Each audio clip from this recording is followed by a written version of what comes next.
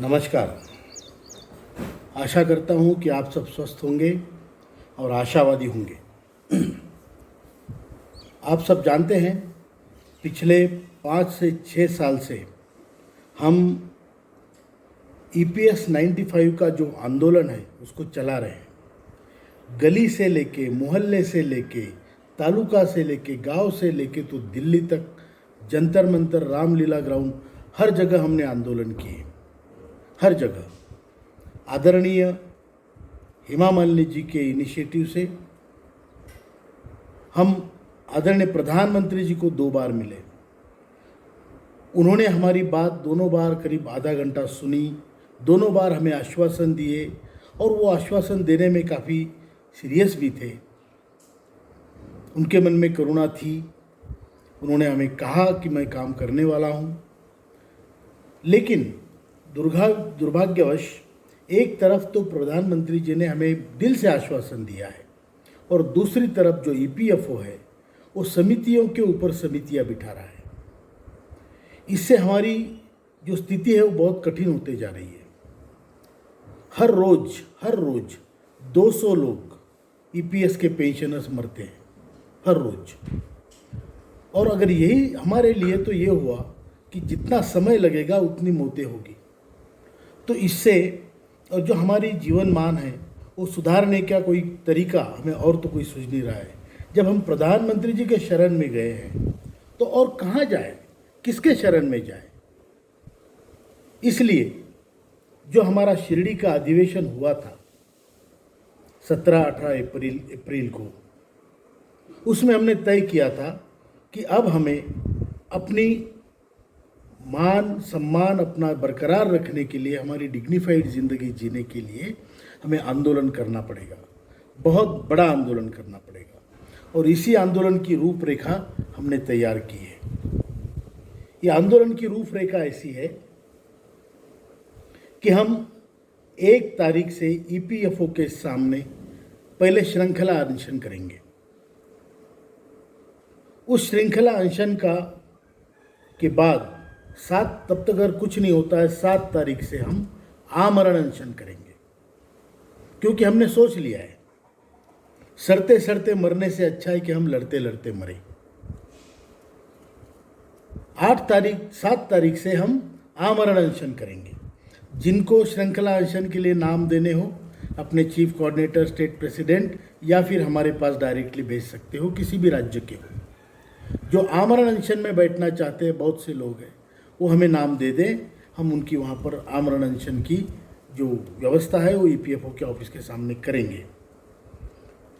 उसके बाद 8 तारीख को, 8 अगस्त में, 1 अगस्त से 6 अगस्त श्रृंखला अनशन, 7 अगस्त आमरण अनशन, 8 अगस्त को हम पूरे भारत से लोग रामलीला ग्राउंड पर आएंगे, लाखों की संख्या में आएंगे।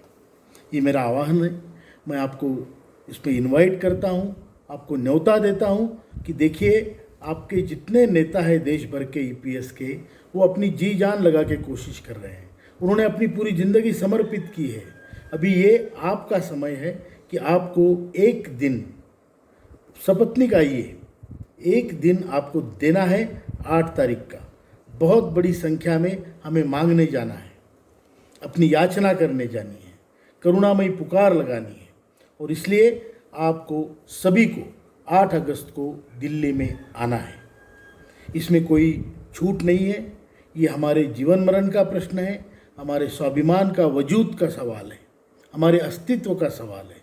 हमारी आज से लेकर मरने तक की जो बची हुई ज़िंदगी है वो हम स्वाभिमान से गुजारना चाहते हैं और स्वाभिमान से हम मरना चाहते हैं। इसलिए मेरी ये दरख्वास्त है, रिक्वेस्ट है, विनती है कि आप सभी लोग पूरे भारत में से EPS के पेंशनर्स रामलीला ग्राउंड पे जमा हो। सुबह 10 बजे से कार्यक्रम शुरू होगा, शाम को 5-6 बजे तक। इसलिए आप ज़्यादा से ज़्यादा संख्या में आइए। हमारी जो मांगे हैं, 7,500 महंगाई भत्ता हमें मिलना चाहिए मिनिमम पेंशन की तौर पे। हमें मेडिकल सुविधाएं मिलनी चाहिए, क्योंकि बिना नोरिशमेंट के, खाना ठीक से ना मिलने के कारण और हमारी मेडिकल सुविधा ना होने के कारण 200 लोग हर रोज़ मर रहे हैं। तीसरी मांग है जो हाई कोर्ट का जो सुप्रीम कोर्ट का जो निर्णय है उसको लागू किया जाए, उसमें जो ब्यूरोक्रेसी ने अड़ंगा डाला है उसको निकाला जाए और हमें हायर पेंशन का जिनको जिनको लाभ होता है उनको दिया जाए। और चौथी मांग है जो लोग इस स्कीम में नहीं हैं उनको पोस्ट फैक्टो मेंबर बना के इसको स्कीम में लाया जाए या उनको एक फिक्स पेंशन दी जाए। ये चारों मांगों के लिए आज मैं अपील करता हूँ देश के सारे ईपीएस पेंशनरों को कृपा करके 8 अगस्त को वहाँ पर आएँ और जो भी अपनी मांगे हैं वो सरकार के सामने रखें। है कि आप सभी लोग पूरे भारत में से ईपीएस के पेंशनर्स रामलीला ग्राउंड पे जमा हो। सुबह 10 बजे से कार्यक्रम शुरू होगा, शाम को 5-6 बजे तक, इसलिए आप ज़्यादा से ज़्यादा संख्या में आइए। मुझे यकीन है कि इस पार्लियामेंट्री सेशन में प्रधानमंत्री जी, आदरणीय प्रधानमंत्री जी हमारी तरफ देखेंगे, हमारी गुहार को सुनेंगे और हमें अपने हक का जो देना है हमारा हक वो देंगे। इसी प्रार्थना के साथ और इसी विश्वास के साथ कि आप सभी लोग आएंगे, मैं अपनी बात पूरी करता हूँ। ज़्यादा से ज़्यादा संख्या में आइए। देखिए हम पहले से कह रहे हैं कि हम प्रॉब्लम का हिस्सा नहीं बनना चाहते, समस्या का हिस्सा नहीं बनना चाहते, हम सॉल्यूशन का हिस्सा बनना चाहते हैं।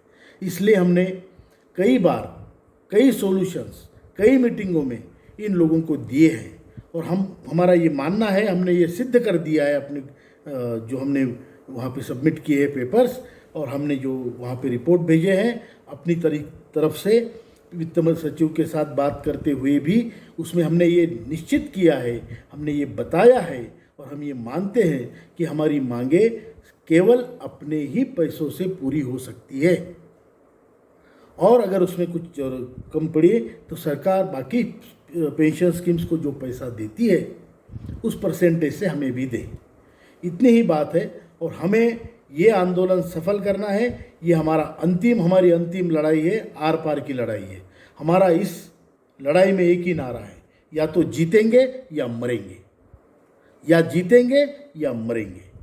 धन्यवाद। ज्येष्ठ भारत श्रेष्ठ भारत।